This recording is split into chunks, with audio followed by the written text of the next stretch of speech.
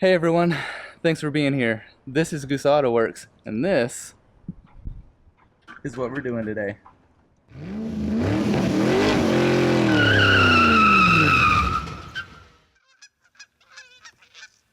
If you have a Ford truck that is having cruise control problems and or a brake illumination warning light on the dashboard, watch this video. This is more than likely what the problem is, and this is going to be how you can solve it for about 20 bucks and about 5 minutes of labor. This more than likely is going to be your culprit. This is a brake pressure switch that's mounted on top of your master cylinder, and it's very prone to failure, and when it does, it will fail in an open state and you will lose your cruise control. This is what shuts your cruise control off whenever you press on the brakes. Now, Ford attempted to solve this issue a few years back by adding this fuse in line, because what was happening is vehicles were actually catching on fire whenever this would fail, and it would short out, create heat, and things would catch on fire. So the first thing you might want to check is going to be this fuse. I have one of these handy. If it glows, it's blown fuses, so it's really easy for me to see that that's blown. That's going to be for my brake illumination light, my warning light on the dash. But as far as the actual switch itself, you can see all this brake fluid that is coming out of here. Basically, whenever you press on the brake pedal, brake fluid is going to come up into the switch and it's going to signal it. And what's happening here is it's coming through and it's oozing out. I'm actually losing brake fluid.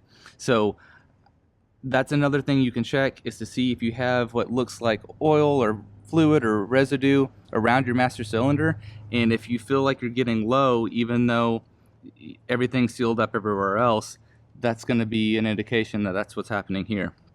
So those are two quick things to check to see if this is going to be your issue, and I'll go ahead and I'll show you how to take care of it. So I'm going to start by unplugging my electrical connections, because I'm actually going to be getting rid of this whole harness right here in the middle and be replacing it with one from the kit.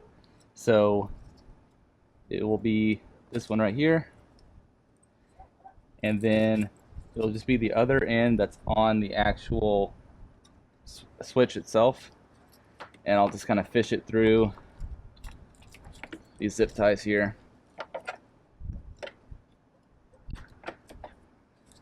And so this whole thing comes out and gets replaced.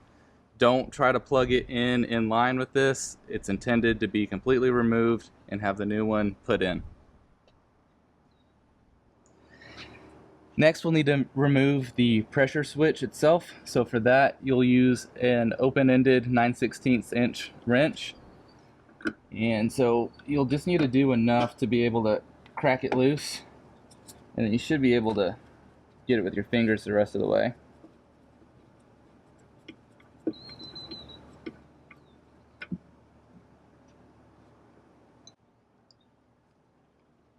This is the new switch. It will thread in exactly where the old one was, but this one's going to use a 7/8 instead of the 9/16. And it's actually made to where I can fit a deep socket over this, so that's what I'm going to do. And I'm just going to snug it up a little bit. There's really no reason to go too tight with this, but I'll get it started by hand. And you don't need to bleed your brakes or anything for this. If you have air in your line because this got low or something like that, that's a different story. But for just swapping this out, you do not have to bleed this. It's fine the way it is. You'll be all right. So that's finger tight. I'll just snug it up real quick.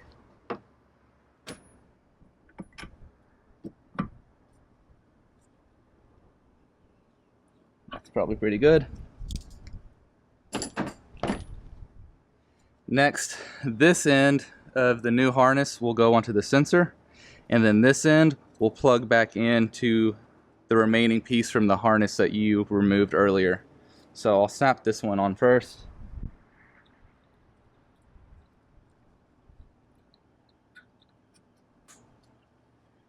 Now the other side.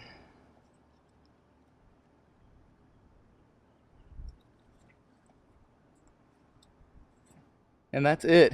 Even if you had to try it both ways like I did before you got it on there, to do this takes less time than this entire video is to watch. So that's all you need to do. I will link this product in the description. But here's what it is. It's a authentic Motorcraft part.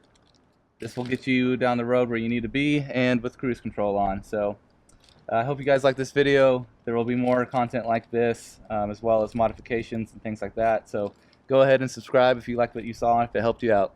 Thanks. See you in the next one.